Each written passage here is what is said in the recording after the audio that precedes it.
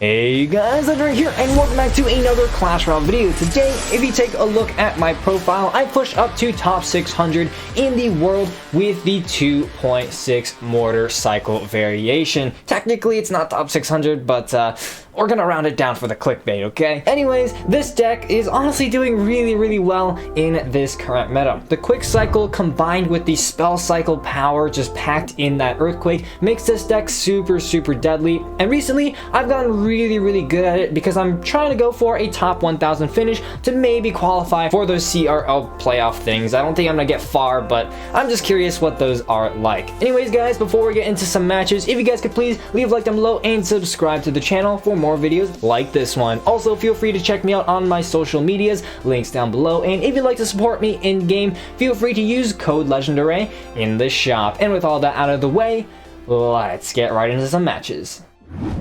Alrighty, so starting off this first match here, going to be against a Lava Hound deck. Now, Lava Hound is literally one of the hardest matchups possible for Mortar Cycle, especially with this 2.6 Earthquake variant. When they're running arrows and zap, then it's just pretty much game over, right? They arrow out your Firecracker, and they just zap out your Spear Goblin. So anyways, here, I go Mortar first play, he Lava Hounds in response, so I just go ahead and do a little Knight Skeletons push in the opposite lane. That forces out the Skeleton Dragons, and that's generally what I will do when the opponent Lava Hounds in the back. I'll just play a very untraditional play. I'll just go with a Knight right at the bridge, and you can see there, it forces out a little bit of expenditure from your opponent. And here's another quick tip. If you think they're running Lava Miner, go ahead and play your support troops on the inside of the tower. That way you can see here, the opponent wanted to play the miner to take those support troops out, but I instead just baited out a King Tower activation. Pretty simple right there. And here I just go in here with a Knight to tank for the lava pups, and then a Firecracker to finish off the balloon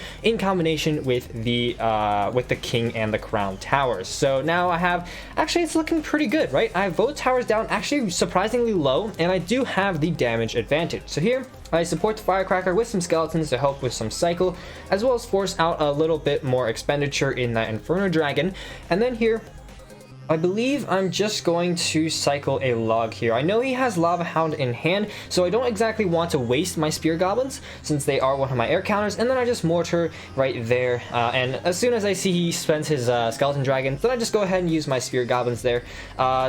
Because Skeleton Dragons are honestly like the most annoying card in Lava Hound to deal with. And once those are out of, once the Skeleton Dragons are out of hand, then the rest of the game becomes much easier. And you can see here the opponent just decides to sack a tower. So here I go in with a Firecracker at the front. The goal of that was actually to not only get some chip damage onto the opposing tower, but also to bait out a set of arrows, because I know that I could cycle back to a second set of Firecracker if I wanted to. Anyways, here he arrows those out. I get my second Firecracker down, of course. And then I just go ahead and pull that balloon right to the King Tower. King Tower has so much HP to play with, and as you can see in the back, Firecracker just tears everything apart with arrows not in cycles. Here, Knight goes down to tank for stuff. It gets a little bit sketchy here, but I do get a Mortar down right there, followed up by some Skeletons there, which do get zapped out, unfortunately. But I just go ahead and NATO that balloon to the opposite lane. Don't even care if it gets a drop, because I got 3000 HP on that tower to play with. And then, again, Log Firecracker finishes off those Barbarians. 16 seconds left. I pretty much have the game in the bag at this point. So yeah, as you can see, Lava Hound, it is a very difficult matchup. I rarely find that I will actually win over Lava Hound, but the ones that I do, you can see how well I'm able to pressure the opposite lane and force my opponents to not be able to support their main push as much as they would like to. Alrighty, next up we've got the other big tank in Clash Royale. We're going to be facing Golem Lightning. Now this is a more popular version of Golem Lightning on ladder recently. It's the Golem with the Ice Wizard, kind of like a control version of Beatdown. Anyways, I start off Mortar first play. I am totally fine with playing the Mortar as a starting hand there. And here I just go in with a Firecracker, and as you can see, the opponent actually goes in with a Golem. That leaves them very low at Elixir, and since he didn't play the Golem in the back, you can see he does not have too much Elixir to actually support his Golem push. He NATOs, I think, everything together, or not, never mind, he doesn't NATO everything together. and you can see the Firecracker is just going to finish everything off nice and easily. So now he's going to go in with a Dark Prince there. I support it with some Spear Goblins just to, you know, try and get as much damage off onto that Dark Prince as possible. And then the Baby Dragon comes down in the center. That gives me a free King Tower activation, and then meanwhile I go in with a Mortar to tank for that Dark Prince. Not exactly the most ideal Mortar, but it actually forces out a Night Witch on the opponent. I don't agree with that at all. I feel like he should have just ignored that Mortar and gone in and saved up for a big Golem push. Either way though, you can see now I am about 600 damage behind, but I haven't activated King's Tower, and we're honestly pretty even on Elixir, so I'm not too worried. So here I split my Spear Goblins. Unfortunately, I allow the Barbarian to get a hit there, which is a little inconvenient. He goes in with a Ice Wizard in the back, and I just go ahead and Knight opposite lane. Again, I don't want him to build up that massive Golem push, so just like that Lava Hound matchup, I'm totally fine with just playing a Knight in the opposite lane and forcing out and applying some additional pressure onto the opponent. Again, here I go in with a Mortar to tank, force out a Night Witch to respawn. And then I go in with a Knight to tank for that Firecracker. In this deck, it is so essential to support that Firecracker and make sure she survives for as long as humanly possible. And in case that the opponent has like arrows or something, then you're gonna try and cycle to a second one to outcycle their counter. Anyways, here I go with Firecracker to get some good chip damage there. That's 200 additional damage for me. And while he does have a little bit of a damage lead now, I am sort of closing that gap. So here he goes ahead and switches lanes, which again, I do not agree with, but I just go in with a defensive Mortar, and then I go in with Spear Goblins in the back here. I'm pretty sure he has Lightning, because I'm pretty sure, yeah, there he goes in with the Lightning. And so I just go in here, I NATO this stuff backwards at the last possible second, and then I believe I go in with another Mortar there, like so. Unfortunately, the Firecracker does actually go down, and then Spear Goblins down will finish off the push. And you can see I've pretty much evened out damage between both towers, so I'm pretty happy with that. And now we are going same lanes, so, you know, it's not the worst thing in the world, right? Now, I just Firecracker once again, try and get some chip damage onto the tower. That gets me another 100 or so damage. That Knight was a misplay. I should not have played that Knight there. But I tried to make the most of it, got some Spear Goblins down, get Barb barreled out, and then Lightning down once again. I go Firecracker, cycle to a second Knight there to tank, and then one more Tornado will be more than enough to finish this push off. Both Tornadoes come down on both sides there, but as you can see, I'm able to defend that push, taking about 500 damage, 300 of which came from that Lightning. So anyways, I go ahead, Earthquake, Log there, and a Mortar shot will be enough to take out an Ice Wizard, and that actually gets me a Mortar shot onto the tower, taking it down to 1664. Once again, he's gonna go in with another Golem, and at this point I'm just trying to get chip damage. So again, Firecracker will get some chip damage, which I'm very happy about. And now I get a second Firecracker down here, and this is where you can see the power of the Firecracker here. I get two Firecrackers down, and it's just completely obliterating stuff. He NATOs it out, but I get a third Firecracker down, and you can see his push just doesn't even get anywhere near our tower. So at this point, I'm looking really good. I go in with a Mortar here. I go ahead and go in with some Spear Goblins. 15-10, and I really thought that the Firecracker would lock onto the Mortar there. That's why I played the Tornado, but unfortunately it didn't. But I just cycle back to a second Firecracker here to prepare for this defense. So second Mortar comes down on defense. And you can see, even though he has such an expensive deck, because my deck has such a quick cycle, I can outcycle anything that he puts down. And yeah, you can see here, Golem Push gets destroyed, and I get another Mortar down. No big deal here, 30 seconds off. He tries to NATO the Firecracker away, but that absolutely fails. Lightning there doesn't get too much value, but he is slightly ahead on damage. So at this point, I am beginning to Earthquake cycle like crazy. Earthquake does so much damage, and so you can get a ton of damage onto the tower here. And that's exactly what I'm doing. Earthquake on the tower, NATO on the tower. I go in with a Knight here to tank, as well as a Log here like so. And 5 seconds left. I believe I do cycle to one last Earthquake, takes the tower down to 257 HP, where I win the tiebreaker victory. So Golem matchups are actually quite difficult. You always want to get a King Tower activation and never be afraid to pressure the opposite lane, especially during single Elixir. And then once you're in double Elixir, you really want to make sure that you utilize the Firecracker to her best ability. Alrighty, next up we're going to be against a Royal Recruits Hog deck, which is actually quite annoying for Mortar decks to face because, you know, it's so difficult for the Mortar to actually get a lock onto the tower. However, we do have the Earthquake to make up for it. Starting off the match here, he goes in with that Goblin Cage. I just go ahead, Earthquake it out, and then get myself a King Tower activation. With this deck, again, you always want to get a King Tower activation whenever you have the chance.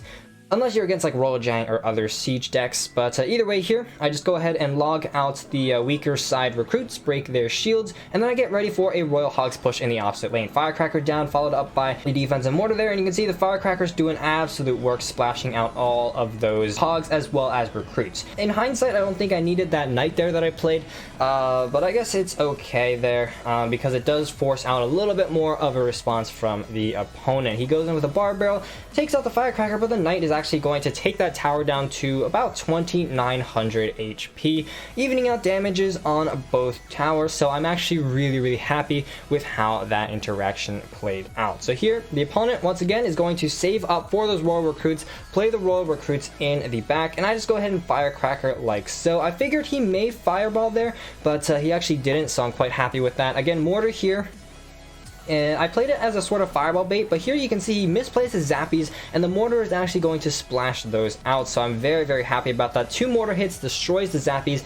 Knight down, fails to tank for the Mortar, unfortunately, but I go ahead and get myself some Spear Goblins down to take out the Flying Machine. Here, I'm very afraid that he's going with the Royal Hogs, but I knew I had Mortar back in cycle, so I played on offense there, and he goes in there with a Goblin Cage. Mortar goes ahead, 2 shots that Goblin Cage, and now the opponent goes in with Royal Hogs, which I just go ahead and log as well as Firecracker. The more you play the Firecracker, the more you know how to angle her and get her to get as much value as possible. And you can see here, I just go ahead and get another Mortar down. He doesn't have Elixir for his Royal Recruits there, and I go ahead and actually predict his Zappies to try and reset. So there we go. I go ahead and Firecrackers and log take out the Zappies there. I go in with some Spear Goblins to take out the Flying Machine, and then I go in with a Mortar. I had to play a little bit closer to my tower because I had to play it really late, but you can see the activated King's Tower is doing absolute work at helping me take out these Royal Hog pushes, taking almost no damage right there. So 20 seconds left. He splits his Royal Hogs very smart, so I have to log his stronger side tower to get as much value as possible, but that's okay. I just go and split some Spear Goblins, and when you're defending against this specific deck, you're going to want to try and cycle to multiple logs on defense. So you can see I cycled a log initially, and now I'm back to a second log like so. NATO there is going to pull everything together so the Mortar takes it down, and then Spear Goblins followed up by Skeletons are more than enough to take down that Flying Machine. 1 minute and 51 left. I'm very comfortably ahead in damage there. So I just go ahead and play down another defensive Mortar, followed up by another log on the Royal Recruits. Again, I'm trying to cycle back to a second log on this defense so I can get a log onto the Royal Hogs. So here you can see Royal Hogs come down, second Mortar comes down, second log comes down as well, and that's just going to do absolute work. Firecracker and the King Tower is just, you know, gonna absolutely obliterate that push there. He does get a little bit of damage, but it's insignificant. And meanwhile, Spear Goblins are gonna take that tower down to 1057, which is insanely helpful, and that because that is spell cycle range. So he goes in with World Recruits in the back, and at that point, I pretty much have the game in the bag. I can cycle 3 Earthquakes like super quickly. So as you can see, first Earthquake comes down. I try to get a little bit of Firecracker chip damage, doesn't really work out, but that just also helps me with my cycle anyways. Second log comes down. I just need to cycle to one last Earthquake, and at max level, Earthquake does just under 300 damage. So there we go, Earthquake finishes off the tower, and that's another game in the books. Alrighty, last but not least, we're going to be going over a Mega Knight Minor Wallbreaker cycle deck here. So Mega Knight is obviously a card that is very popular in ladder, especially the lower trophy ranges. So of course, this is going to show you guys how exactly I deal with that type of deck. Starting off, again, Mortar first play. Unfortunately, he has a ton of counters, but Knight down followed up by a Firecracker there is going to do a good job at damaging that down. Unfortunately, I mistimed my Spear Goblins, so the Musketeer actually takes down the firecracker. He misses a zap, so I go ahead and try and punish that with a mortar. It absolutely does not work out here. So as you can see, I'm so short on elixir. I actually have to NATO here to take down the bats, otherwise they'll damage down my knight. And now I actually don't have elixir for the knight, so a bit of a miscalculation on my end. Knight goes down just a smidge later, and as you can see here, a log is actually going to finish off the wall breakers. That's a very, very useful interaction to know. When they have miner and wall breakers and they play those in the same lane, play the log on the miner.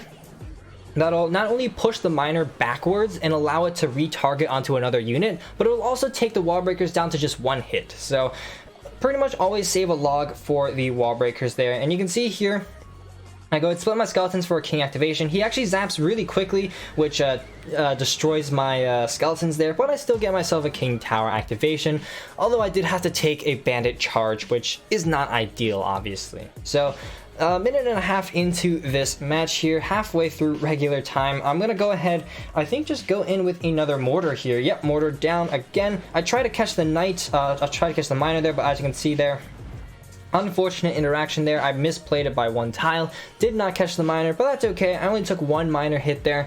And as you can see, knight's going to finish off the musketeer, require a bar barrel in response. And yeah, at this point, I'm just cycling back to another mortar. I believe I play it down on offense.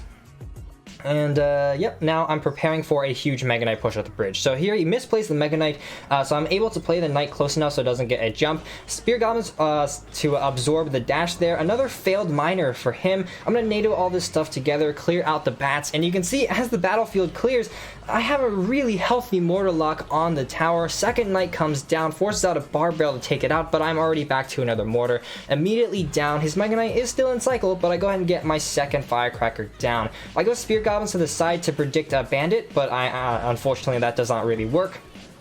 And then I just go in with a log here, followed up by a knight to continue to protect the firecrackers. And you can see I have two firecrackers down, and they're doing so much work. However, he has my tower down dangerously low now because of the miner getting that chip damage. So I go in with a mortar here. Fortunately, it does actually get a lock onto the tower, and now all I need to do is protect that tower. And he doesn't have a big spell, so one last mortar hit spells doom for him, and I'm able to just earthquake the tower for the win. So as you can see, it's a very, very close matchup, but as long as you're really smart with your mortars and earthquakes, you're going to be able to consistently prevent damage onto the tower while also being able to deal damage with the earthquakes as well as the mortars. So there we go, a couple of matches that got me to 6,000 trophies in Clash Royale using the 2.6 Mortar Cycle Deck. This deck is honestly super fun to use once you get the hang of it. There are a couple of really, really difficult matchups, but once you manage to get those down, you're going to be able to crush some really, really difficult matchups. But unfortunately, guys, that's all I've got time for in today's episode. Huge thanks to all of my channel members. You guys are the absolute G's. If you enjoyed, please leave a like down below as well as a subscription to my channel. And as always, this is Legendaray, and I'm signing off. See you guys next time.